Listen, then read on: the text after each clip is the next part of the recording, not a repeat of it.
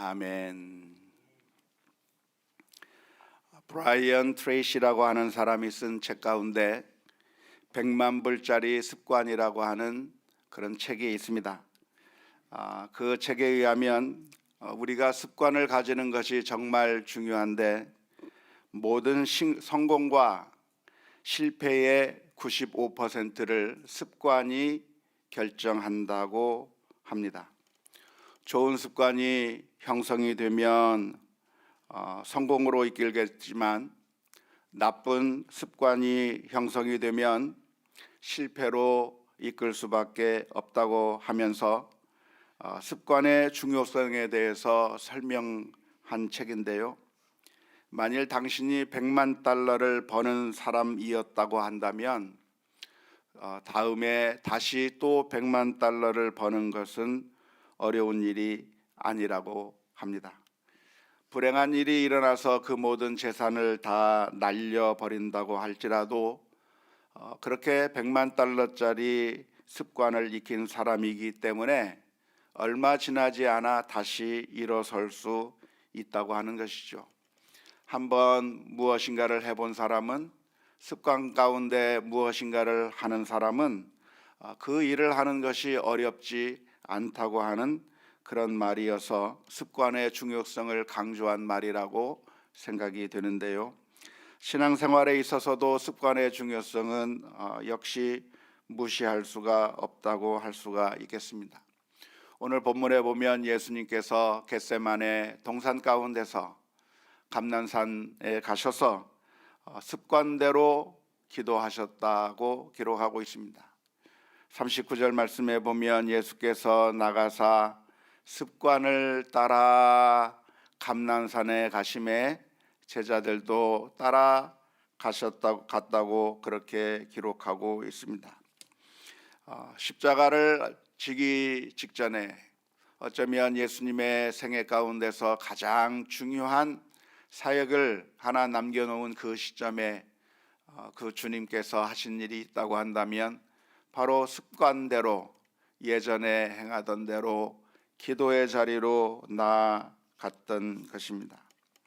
감난산이라고 하는 것은 올리브산이라고 하는 그런 산입니다. 이번에 성지순례를 가서 보니까 예루살렘 성전이 있는 곳에서 기드론 골짜기를 건너편에 보면 감람산이라고 하는 그런 산이 있는데, 감람나무라고 하는 것은 올리브나무라고 하는 것을 중국말로 잘못 번역한 것이라고 하더라고요.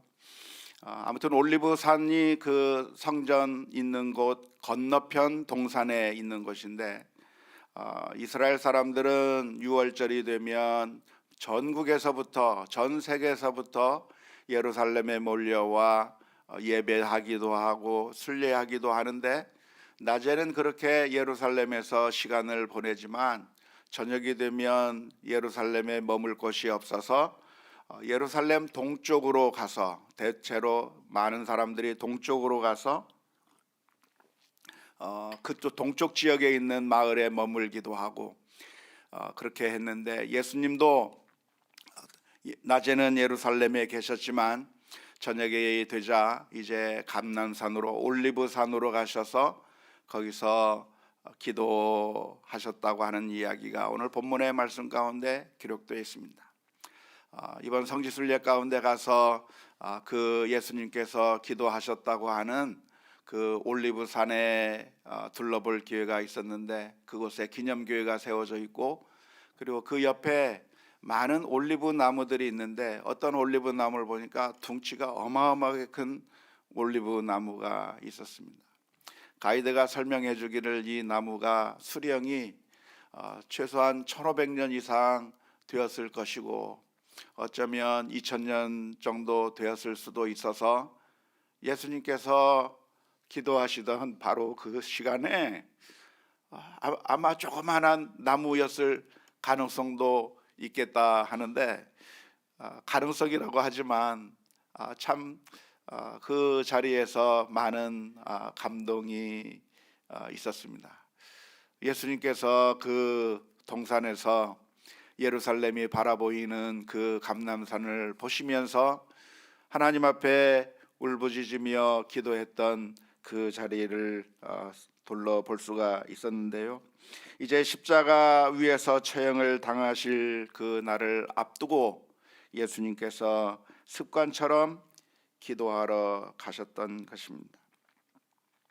우리들도 평소에 기도의 습관을 연습해야 되고 때가 될 때마다 기도해야 될 이유가 있다고 한다면 우리의 모든 삶의 여러 가지 형편 가운데서 우리가 하나님 앞에 기도하고 엎드려야 하기 때문에 그렇습니다. 기도를 오래 해야 할 필요가 있다고 말씀드리는 것이 아니라 자주 해야 할 필요가 있는 것이죠. 매 순간순간마다 일을 하기 전에 무엇인가 힘든 일을 만날 때, 마음속에 분노가 치밀어 솟아오를 때, 또는 절망이 생길 때, 모든 순간들이 있을 때마다 그때 잠시 하나님 앞에 기도하는 습관을 가져야 하는데요. 위기의 상황을 닥쳤을 때 우리는 어떻게 반응하게 되어 있습니까? 평상시 행동하던 대로, 평상시 연습하던 대로 행동하게 되어 있는 것이죠. 그래서 연습이 중요하고 습관이 중요한 것인데요. 예전에 미국에 있을 때 보니까 우리 아이들이 학교에서 매년 여러 번에 걸쳐서 연습하는 것이 하나 있었습니다. 그것은 무엇이냐면 화재 훈련이었습니다. 화재가 났다고 하는 그런 가정을 하고서 아이들이 기어서 탈출하는 훈련을 매 학기마다 연습을 하는 거죠. 불이 났다라고 하는 그 소리와 함께, 사이렌이 울리는 소리와 함께 아이들은 땅바닥에 엎드려서 기어 나가는 겁니다. 연기에 질식사하지 않기 위해서 엎드려서 기어 나가는 연습을 매 학기마다 매번 했는데도 또 연습하고 또 연습하게 되는데, 그렇게 하는 이유가 있다고 한다면 정작 화재가 발생했을 때 당황하지 않고 평상시 연습한 대로 엎드려서 그래서 연기에 질식사하지 않기 위해서 자신의 몸을 보호해 가면서 빠져나가는 그런 훈련들을 하게 될 때 비록 화재가 발생한다고 하더라도 안전하게 피할 수 있게 되기 때문에 그렇습니다. 우리나라에서는 화재가 발생하거나 어떤 위급한 상황이 발생하면 인명사고가 많이 나는 경우가 많이 있는데요. 그 이유 가운데 하나가 있다고 한다면 연습이 되지 않았기 때문에 그런 것이 아닐까 싶습니다. 화재가 나거나 어떤 무서운 일들이 생기면 서로 먼저 나가려고 하다가 넘어져서 사람에 밟혀서 혹은 사람들 때문에 그래서 더 많은 인명사고를 내게 되는데, 늘 기다리며 순서를 기다리면서 엎드려서 빠져나가는 여성과 노약자에게, 그리고 아이들에게 먼저 양보하고 그들을 먼저 내보내고 순서대로 나가는 연습을 한 그런 훈련이 되어 있다고 한다면 위급한 상황 가운데서도 질서를 지켜서 그래서 그만큼 문제가 적게 일어나게 되는 것인데요. 우리의 신앙생활에 있어서도 습관에 따라 기도해야 될 이유가 충분히 있는 것이죠. 예수님께서 십자가를 져야 될 그 순간에 십자가의 그 무게가 짓누르고 있는 그 상황 가운데 말로 형언할 수도 없는 그 엄청난 고통과 그 슬픔과 스트레스 가운데 주님께서는 습관을 따라 기도의 자리로 나아갔습니다. 어려운 일이 있을 때 하나님 앞에 엎드리는 거죠. 고통의 순간에 하나님 앞에 엎드리게 되는 가운데 주님께서 주시는 위로를 느낄 수 있었을 것입니다. 우리도 인생의 위기를 만난다고 한다면 어떻게 반응을 해야 합니까? 우리가 인생의 위기 가운데서 반응하는 방법이 있다고 한다면 평상시 우리가 하던 대로 반응하게 되어 있는 것이죠. 평상시 거짓말을 많이 하던 사람은 위기의 상황 가운데 거짓말을 하게 되어 있고, 평상시 돈으로 해결하기 좋아하던 사람은 돈으로 해결해 보려고 노력을 할 것이고, 평상시 불평과 원망을 하기 좋아하는 사람은 위기의 상황이 닥치게 되면 오히려 불평과 원망을 하면서 더 큰 문제를 만들게 되는 것인데요.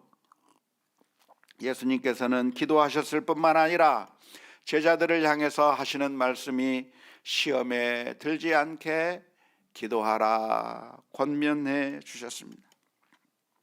45절과 46절에서 두 번에 걸쳐서 시험에 들지 않게, 유혹에 빠지지 않게 기도하라고 말씀해 주셨는데, 시험에 들지 않게, 유혹에 빠지지 않게 기도하라고 하는 이 말씀은 우리의 인생 가운데서 늘 시험이 있을 수 있다고 하는 사실을 전제로 하고 하시는 말씀입니다. 우리가 기도하지 않는다고 한다면 반드시 시험에 빠질 수밖에 없다고 하는 것을 전제로서 해주고 있는 말씀인데요. 베드로전서 4장 12절의 말씀에 사랑하는 자들아, 너희를 연단하려고 오는 불시험을 이상한 일을 당하는 것 같이 이상히 여기지 말고 오직 너희가 그리스도의 고난에 참여하는 것으로 즐거워하라. 이는 그 영광을 나타내실 때 너희로 즐거워하고 기뻐하게 하려 함이니라 라고 말씀해 주셨습니다. 문제는 시험거리가 우리에게 다가온다고 하는 게 문제가 아닙니다. 우리에게 고난이 생긴다고 하는 게 문제가 아니고, 우리에게 어려운 일이 닥치는 게 문제가 아니고, 그 닥치는 문제와 시험을 우리가 어떻게 반응하느냐가 문제인 것이죠. 기도하는 자들은 시험을 만날 때 기도하면서 하나님 앞에 나아가고 그 시험을 이기게 되는 것인데요, 기도의 습관이 없다고 한다면 우리는 쉽게 무너지게 될 것입니다. 예수님께서는 십자가 앞에 두고 하나님 앞에 엎드려 기도하는 가운데 이 십자가를 피할 수 있게 해달라고 기도했습니다. 만일 아버지의 뜻이여든 이 잔을 내게서 옮겨 달라고 기도했는데요, 십자가를 지지 않아도 된다고 한다면 십자가를 옮겨 달라고 하는, 이렇게 기도하는 이 모습을 보면서 우리는 약간 의문을 가질 수가 있겠습니다. 예수님께서는 전능하신 주님이신데 어떻게 이 십자가 앞에서 이렇게 나약한 기도를 할 수가 있겠는가? 왜 주님께서 이런 말씀을 하시는가, 기도를 하는가? 우리가 의아하게 생각할 수가 있겠는데요, 첫 번째로 우리가 기억할 것이 있다고 한다면 그것은 예수님께서는 100% 완벽한 신이었기도 하지만 우리와 똑같은 인간이었다고 하는 점을 기억해야 할 것입니다. 예수님은 어떤 분이셨는가? 100% 하나님이시면서 동시에 우리들과 전혀 다른 게 없는 완벽한 인간이었기 때문에 우리들과 똑같은 감정과 똑같은 아픔과 똑같은 슬픔을 맞이할 수밖에 없었다고 하는 것입니다. 예수님께서도 밥을 먹지 아니하면 허기를 느끼셨고, 예수님께서 사랑하셨고 죽음을 바라보시며 슬픔을 느끼셨을 뿐만 아니라 예수님께서 피곤하시면 주무셔야만 했었기도 했고, 예수님의 그 십자가에 달리신다고 한다면 아무 고통 없이 달릴 수 있었던 것이 아니라 엄청난 고통 가운데서 십자가를 당해야만 했었다고 하는 것을 기억해야 할 것입니다. 두 번째로 우리가 생각해 볼 것이 있다고 한다면 주님께서 당하셨던 그 고난의 무게가 무엇인가? 너무나도 엄청난 큰 고난인 것이죠. 책임감의 무게, 고난의 무게가 예수님의 그 어깨를 짓누르고 있었던 것입니다. 예전에 제가 부활절을 앞두고 미국에서 사역할 때 우리 교회 권사님 한 분이 돌아가신 적이 있습니다. 교회 행사를 위해서, 부활절 연합 찬양 예배를 위해서 준비하는 가운데 교통사고로 돌아가시는 그 모습을 보면서 그 엄청난 책임감 가운데 제가 주체할 수가 없더라고요. 이게 내 잘못인가? 나의 책임인가? 우리 교회가 죽는다고 하는 것이, 그것이 너무나도 고통스러워서 견디기 어려운 그 책임감의 중압감, 그것을 느끼면서 제가 그때 조금이라도 생각했던 것이 무엇이냐면, 겟세마네 동산 가운데서 주님께서 짊어지셨던 그 죄의 책의 책임감의 중압감이 온 인류를 향한 그 모든 짐을 홀로 지셨던 그 책임의 중압감이 얼마나 컸을까. 그 책임의 중압감으로 인하여 주님께서 슬퍼하며 고통 가운데 울부짖었던 것이 아니었을까 생각한 적이 있었습니다. 우리가 주님의 고난을 바라보게 된다고 한다면, 우리와 똑같은 우리 심성을 가졌던 주님께서 그 죄책의 엄청난 중압감을 지시고 하나님 앞에 고통 가운데 울부짖고 있는데요, 기도라고 하는 것은 하나님께서 정해놓은 정답을 말하는 것이 기도가 아니라 우리의 솔직한 감정과 소망을 말하는 것이 기도이기 때문에 우리의 소원을 하나님 앞에 말하는 것입니다. 하나님의 뜻을 그대로 반복하고 정답을 적어내는 것이 기도가 아니라 나의 간절한 소망과 나의 슬픔과 아픔을 그대로 하나님 앞에 드러내놓는 것이 기도이기 때문에 예수님께서 하나님 앞에 엎드려 그 엄청난 심적 고통 가운데서 그 땀방울이 핏방울이 되는 것과 같은 그 아픔으로 하나님 앞에 울부짖게 되었던 것입니다. 그런데 이 기도의 제목을 우리가 바라보면서 십자가를 피하기를 원했던 이 주님의 마음을 이해하실 수가 있겠습니까? 종종 우리 크리스천들 가운데는 고난을 일부러 자취하기를 원하고 순교하는 것을 영광으로 생각하는 성도들이 종종 있습니다마는, 그러나 그렇게 고난을 자취하는 것이 그것이 정답이 아니라 가능하면 고난이 없는 게 정답이고 가능하면 평안한 것이 정답이고 그것을 추구하는 것이 사실은 옳은 것이죠.